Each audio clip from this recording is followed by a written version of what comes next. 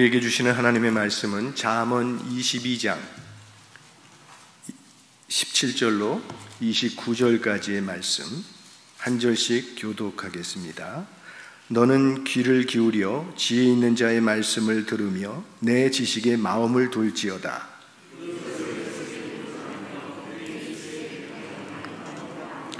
내가 너로 여호와를 의뢰하게 하려 하여 이것을 오늘 특별히 네게 알게 하였노니 너로 진리의 확실한 말씀을 깨닫게 하며 또 너를 보내는 자에게 진리의 말씀으로 회답하게 하려 함이 아니냐.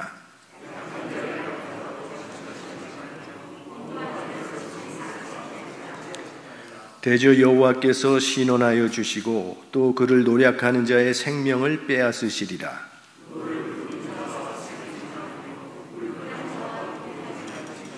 그 행위를 본받아서 네 영혼을 올무에 빠칠까 두려움이니라.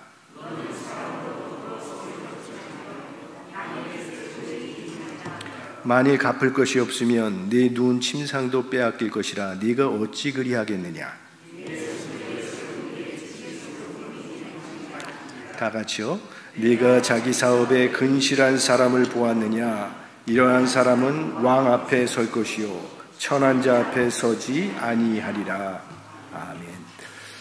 오늘 본문은 크게 두 부분으로 나뉘어져 있습니다.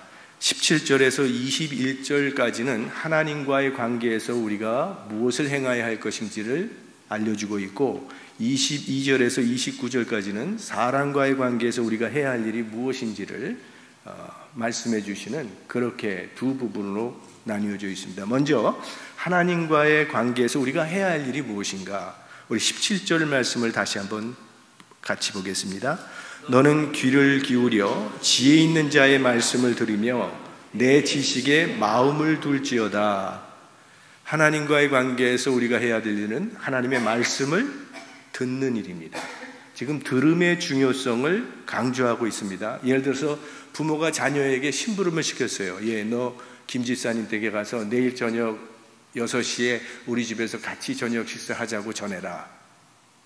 그러면 심부름을 시켰는데 이 아이가 그 심부름을 잘 감당하려면 제일 먼저 해야 될 일은 부모님의 말씀을 잘 들어야 한다는 겁니다. 듣지도 않고 그냥 뛰어나가면 어떻게 되겠습니까? 그러므로 하나님의 일을 하기 원하는 사람은 가장 먼저 해야 할 일이 하나님의 말씀에 귀를 기울이는 일입니다. 말씀 듣기를 힘써야 한다는 거예요. 우리가 다 믿음이 성장하기를 원하고 있습니다. 사실 이렇게 새벽기도에 오신 것도 우리 믿음이 좀 더 자라나기 위해서, 더 돈독하고 견고한 믿음이 되기 위해서 이렇게 노력하는 것입니다. 그 길을 성경이 가르쳐 줍니다. 어떻게 하면 믿음이 자라는가? 로마서 10장 17절 믿음은 들음에서 나며 들음은 그리스도의 말씀으로 말미암느니라.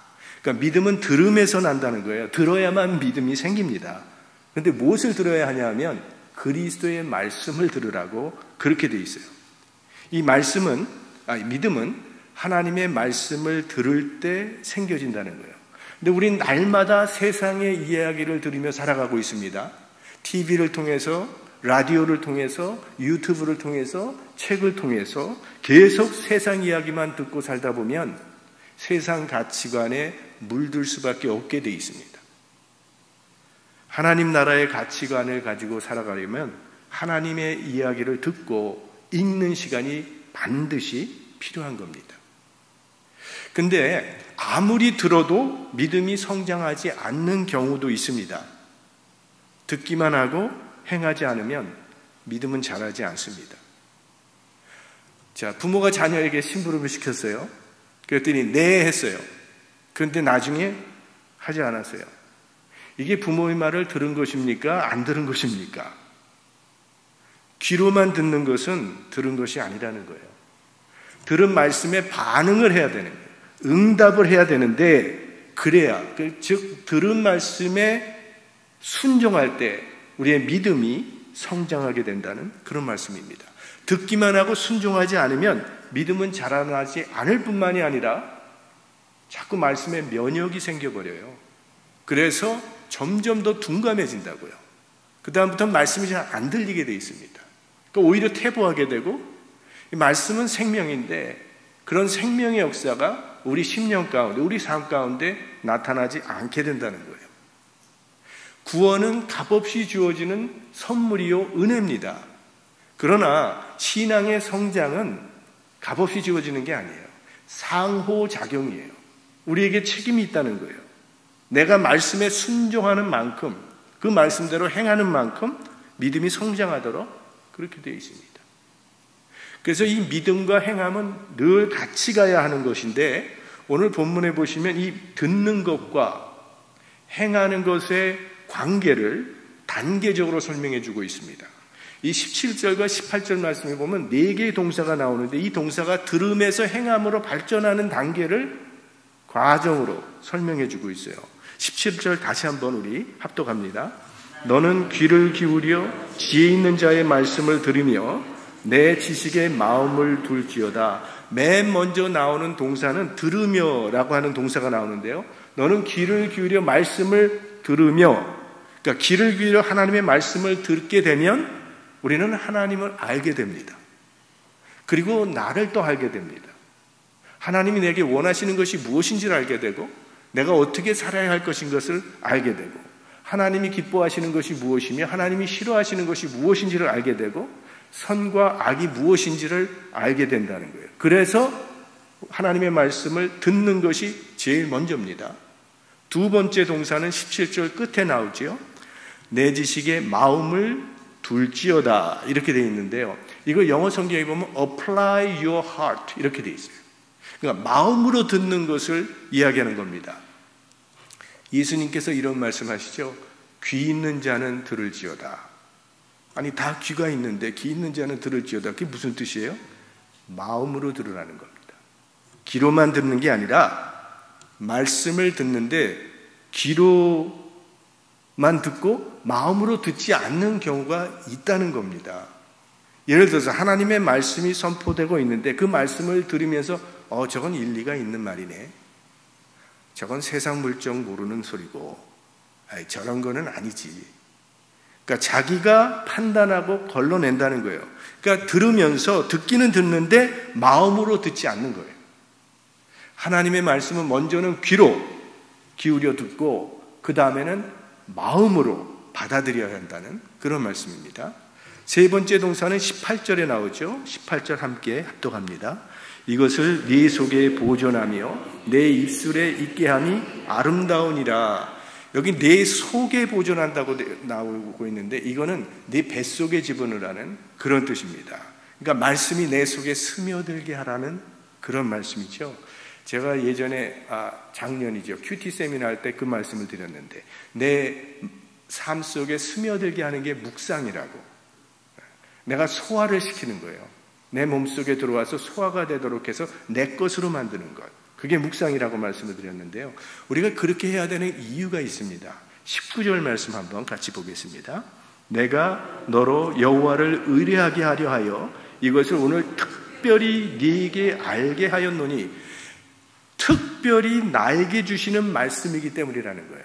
하나님께서 이 말씀이 내게 꼭 필요한 것을 아시고 주시는 말씀이기 때문에, 그래서 그 주시는 말씀을 내 마음속에 두면 하나님이 원하시는 그 역사가 내 삶 가운데 이루어지게 된다는 거예요. 그러니까 나를 위해서 주신 말씀이기 때문에 이건 이 집사가 들어야지, 이게 아니라는 거죠. 내게 주시는 말씀이기 때문에 내가 받아들여서 내 삶의 일부가 되게 하면 하나님이 원하시는 그런 역사가 일어난다는 그런 말씀입니다. 마지막으로 네 번째 동사는 18절 끝에 나타나는데요, 입술에 있게 하라. 말씀을 듣고 내 마음으로 받아들여서 나의 것이 되게 하면 이제 그것이 말하게 되는 단계로 나온다는 그런 말씀인데요, 마음에 둔 말씀을 입으로 고백하며 삶으로 간증하는 것을 지금 의미하는 것입니다. 로마서 10장 10절 말씀에 보면 사람이 마음으로 믿어 의에 이르고 입으로 시인하여 구원에 이르느니라 이렇게 나와 있어요. 그러니까 믿음은 먼저 마음에서 이루어진다는 거예요. 그리고 그 마음에서 이루어진 그 믿음이 입술의 고백을 통해서 나타난다고 하는데, 여기서 말하는 입술의 고백은 단순히 말이 아닙니다. 이것은 믿음의 열매인 삶 전체를 이야기하는 거예요. 그러니까 마음속에 있는 게 이제 삶으로 나타나게 된다는 그런 말씀이에요. 그러니까 들음에서 행함으로 발전하는 단계를 정리해보면 먼저 말씀을 듣고 마음으로 받아들여서 묵상하는 가운데 내 것이 되게 하면 그것이 삶으로, 행동으로, 간증으로 나타나게 된다는 그런 말씀이죠. 우리가 이런 예를 들 수 있겠습니다. 이웃을 사랑하라. 우리는 사랑해야 된다는 것을 알고 있습니다. 그런데 우리는 사랑할 힘이 없다는 거예요. 연약한 존재이기 때문에. 그러나 그래도 사랑해야 되니까 사랑해야지 하고 발버둥 치면서 사랑을 위해서 우리에게 노력할 수 있는데 그게 성경이 말하는 율법입니다. 율법으로는 가능하지 않다는 거예요. 성경이 우리에게 이야기하는 것은. 우리의 힘으로는 안 된다는 거예요. 그럼 오늘 본문 말씀을 우리 삶 속에 어플라이 해보면 이렇게 할 수 있겠죠. 먼저 하나님의 음성을 듣는 겁니다. 하나님께서 나를 얼마나 사랑하시는 것인지를 들어보는 거예요. 나 같은 죄인을 이렇게 사랑하시니 하나님의 사랑은 정말 놀랍고 위대하구나. 그런 말씀으로 내 삶을 채워가는 거예요. 그래서 나를 향한 그 하나님의 사랑을 묵상하는 가운데 하나님의 사랑이 내 마음 가운데 채워지게 되면 하나님으로부터 사랑의 능력을 받아서 우리도 이웃을 사랑할 수 있는 그런 사람이 될 수 있다는 거예요. 원리적으로.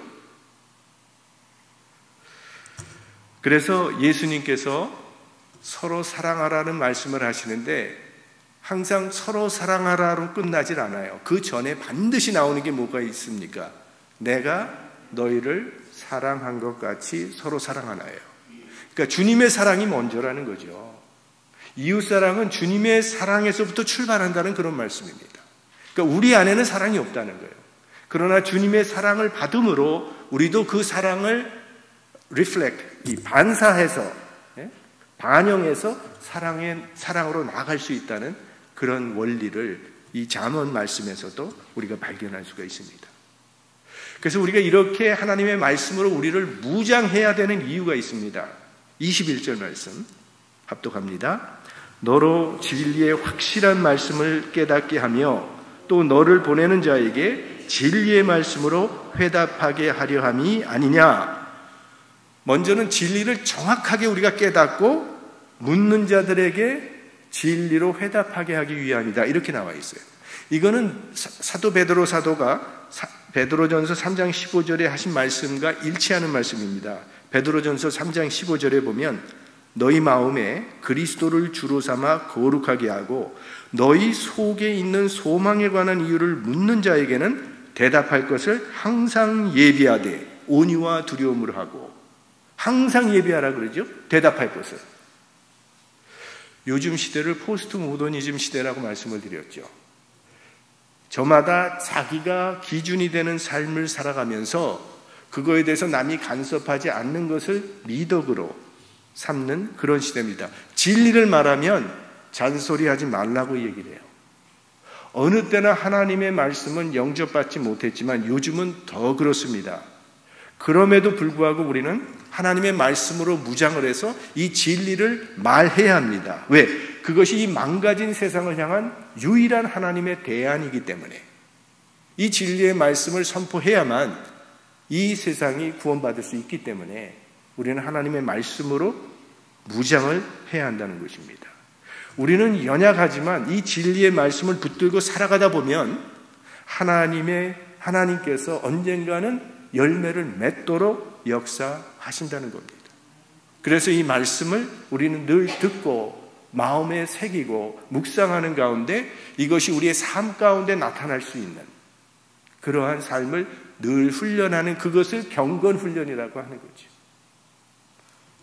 자, 이제는 두 번째 부분으로 22절에서 29절까지는 이제 사람과의 관계에서 우리가 무엇을 해야 할 것인가를 우리에게 밝히 교훈해 주고 있습니다. 전체적으로 보면 약한 자와 가난한 자를 압제하지 말며 분노에 지배당하는 사람들과 가까이 하지 말고 빚 보증 서지 말 것이요 타인의 재산을 침해하지 말고 근실한 사람, 근면하고 능숙한 사람이 되라고 권고합니다. 이 잠언은 사실 좀 중복되고 반복되는 이야기들이 계속 나오는데요. 몇 가지만 여기 살펴보면 22절 함께 합독하겠습니다. 약한 자를 약하다고 탈취하지 말며 공고한 자를 성문에서 압제하지 말라. 자, 약한 자는 힘이 없기 때문에 차별당하기가 쉽습니다. 그런 약자를 억울하게 하지 말라는 말씀입니다. 그리고 곤고한 자를 성문에서 압제하지 말라 그랬어요. 이 성문이라고 하는 것은 우리 구약 성경에도 나오지만 고대 사회에서 이 성문은 재판이 이루어지는 공적인 장소입니다. 가장 공평해야 될 그런 장소인데, 그러니까 이 법정이 약한 자들이 호소할 수 있는 장소가 되어야 하는데 법정마저도 힘 있는 자들을 대변하는 도구로 이용되고 있었다는 것을 우리는 이 잠언 말씀에서 발견할 수가 있죠. 여러분, 미국에서도 그렇지 않습니까? 아주 비싼 변호사를 사용하면 법망을 빠져나오는 경우를 우리는 얼마든지 보고 있습니다. 그래서 이 사회적 약자들은 이 부와 권력을 가진 자들로 인해서 피해를 받기가 십상입니다. 그런데 오늘 본문은 그런 사람들을 짓밟거나 그 사람들의 희망을 꺾지 말라는 겁니다. 왜? 23절 합독합니다. 대저 여호와께서 신원하여 주시고 또 그를 노략하는 자의 생명을 빼앗으시리라. 여기 신원해 주신다는 말씀은 하나님께서 싸우신다는 말씀이에요. 아무도 변호해 줄 사람이 없는 그 약자들을 위해서는 하나님이 변호인이 돼서 대신 그들을 위해서 싸우시고 억울함을 풀어주시겠다는 말씀입니다. 그러니까 하나님은 약하고 공고한 자들의 보호자가 되신다는 거예요. 근데 하나님이 보호하는 약자를 탈취하고 노략질을 한다면 그건 하나님을 대해서 압제하고 노략질을 하는 것으로 간주되기 때문에 하나님이 친히 싸우신다는 그런 말씀이죠. 그래서 이걸 통해서 우리에게 주는 지혜자란 모든 사람을 하나님처럼 대하는 것이 지혜로운 삶이지요. 하나님께서 하나님의 형상으로 창조한 모든 인간을 평등하게 마치 하나님의 형상을 가졌으니 하나님처럼 대하는 것이 지혜로운 삶이 된다는 그런 말씀이죠. 24절과 25절 합독하겠습니다. 노를 품는 자와 사귀지 말며 울분한 자와 동행하지 말지니 그 행위를 본받아서 내 영혼을 올무에 빠질까 두려움이니라. 자, 노를 품고 있는 사람, 이 분노하는 사람과 사귀지 말라는 거예요. 여러분, 분노가 어디서 생기는 겁니까? 이 분노는 교만과 이기심에서 생기는 거예요. 세상 모든 일들이 자기 뜻대로 되어야 한다는 그 오만함에서 나오는 것이 분노입니다. 왜 저렇게 해? 이게 왜 나오는 거예요? 자기 중심에서 나오는 거고, 이거는 교만이요 하나님 보시기에 오만이라는 거예요. 그런 사람과 사귀지 말라는 겁니다. 왜? 나도 닮을 수 있기 때문에. 그런 사람과 함께 다니다 보면 우리 영혼도 망가질 수 있는 위험에 처할 수 있다는 거예요. 그러니 사귀지 말라. 하나님의 말씀은 가까이 하되 이런 노를 품는 자는 멀리하라는 그런 말씀이죠. 28절 말씀 합독합니다. 내 선조에 세운 옛 지계석을 옮기지 말지니라. 자, 지계석이라는 것은 땅의 소유를 표시하는 경계표입니다. 땅을 측량해서 여기까지는 우리 땅이요, 저기부터는 당신 땅이요 하면 그 경계에다가 돌기둥 같은 걸 하나 세우는데 그것을 지계석이라고 부르죠. 지계석을 옮긴다는 게 무슨 뜻이에요? 내 땅이 여기까지인데 이 지계석을 어느 날 새벽에 내가 저쪽으로 옮겨놨다는 건 무슨 뜻이에요? 그 사람의 재산을 침해한다는 뜻이죠. 그렇게 하지 말라는 그런 말씀이죠. 29절 마지막입니다. 합독하겠습니다. 네가 자기 사업에 근실한 사람을 보았느냐? 이러한 사람은 왕 앞에 설 것이요 천한 자 앞에 서지 아니하리라. 사람들은 다 뭔가 좀 크고 위대한 일을 하고 싶어하는 그런 갈망이 있습니다. 그런데 현재 우리가 하는 일을 살펴보면 그렇게 크고 위대한 일들은 거의 없다는 거예요. 그런 일을 하는 사람들도 있겠지만 거의 99%의 사람들은 평범한 일을 하면서 살아갑니다. 그래서 내가 하는 일이 이건 작은 일이라고 생각하기 쉬운데 성경은 위대한 일과 평범한 일이 따로 있지 않습니다. 성경을 계속 찾아보십시오. 이것은 위대한 일이고 이것은 평범한 일이라고 구분할 수 있는 게 하나도 안 나와요. 성경이 가르쳐 주는 것은 무슨 일이든지 하나님을 사랑하는 마음으로 성신성의껏 정성을 다해서 그 일을 하면 그 일은 하나님 앞에서 다 크고 위대한 일이 된다는 것이 성경의 가르침입니다. 자기 사업에 근실한 사람은 왕 앞에 설 것이요. 여기 근실하다라고 하는 게 개역 개정을 보면 능숙하다, 그러니까 근면하고 유능한 것을 의미하는 것인데요. 특별히 어디에 근실한 사람이라고 했냐면 자기 사업에 근실한 사람. 그게 모든 관계없다는 거예요. 자기 사업, 크고 위대한 일을 하는 그 일이 아니라 자기 일, 그게 무엇이든지 거기에 근실한 사람이 누구 앞에 선다고요? 왕 앞에 설 것이니라. 작은 일이지만 근실하게 충성스럽게 감당하면 왕 앞에 서게 된다. 왕 앞에 선다는 얘기는요, 존귀한 자가 된다는 거예요. 명예로운 자가 된다는 그런 말씀인데, 저는 이 말씀을 읽으면서 누가 생각났냐면 요셉이 생각나더라고요. 요셉은 언제나 근실했어요. 보디발의 집에 종으로 팔려갔어요. 종의 일도 충성스럽게 감당하죠. 그러니까 청지기가 됐어요. 청지기의 일도 아주 근면하고 충성스럽게 감당합니다. 억울하게 옥에 들어갔어요. 옥에서도 근면하게 자기의 일을 찾아서 합니다. 그랬더니 결국 왕 앞에 서게 되죠. 바로 왕 앞에 서서 존귀한 역할을 감당하는 사람이 됩니다. 무엇보다도 작은 일에 충성하는 사람은 왕 중에 왕이신 하나님 앞에 칭찬받게 될 것입니다. 교회에서 어떤 사람은 설교를 하고, 어떤 사람은 기도를 하고, 어떤 사람은 찬양을 하고, 어떤 사람은 먹을 것을 준비하고, 어떤 사람은 주차 관리를 하고, 어떤 일이 큰 일이고 어떤 일이 작은 일입니까? 하나님 앞에서는 작은 일은 하나도 없습니다. 대표 기도를 한번 하기 위해서 썼다가 지웠다가 썼다가 지웠다가 하는 그 조심스러운 마음, 강단에 어떤 꽃을 꽂을까, 어떻게 꽂을까 기도하며 준비하는 그 마음, 성도를 위해서 커피를 준비하는 그 아름다운 손길, 예배당 앞에서 사람을 반갑게 맞이해 주는 그 친절함, 과연 하나님 앞에서 작은 일이 무엇입니까? 무슨 일이든 충성된 마음으로 하나님께서 맡겨주신 그 일을 감당하면 그 일은 모두 다 하나님 앞에서 크고 위대한 일이 되는 것입니다. 여러분 잘 알죠? 릭 워런 목사님이라고 세럴백 철치의 목사님이 이제 은퇴하신대요. 근데 이 세럴백 목사님이 무슨 얘기를 했냐면, 세상의 모든 교회는 하나님 앞에서 다 큰 교회다, 이렇게 얘기를 했어요. 맞죠? 우리 모두 하나님 앞에서 잘하였도다, 착하고 충성된 종이라는 칭찬받는 그런 일꾼 되시기를 주의 이름으로 축원합니다. 하나님 아버지, 무엇보다도 하나님의 말씀을 듣는 그것이 모든 일의 출발임을 깨닫게 하여 주심을 감사합니다. 선과 악이 불확실한 이 세상에서 우리에게 진리의 말씀을 허락하여 주셨사오니 이 말씀 듣고 우리 마음에 새기고 늘 묵상하는 가운데 이 말씀으로 말미암아 우리 삶 가운데 열매 맺는 하나님의 사람들이 될 수 있도록 우리를 인도하여 주옵소서.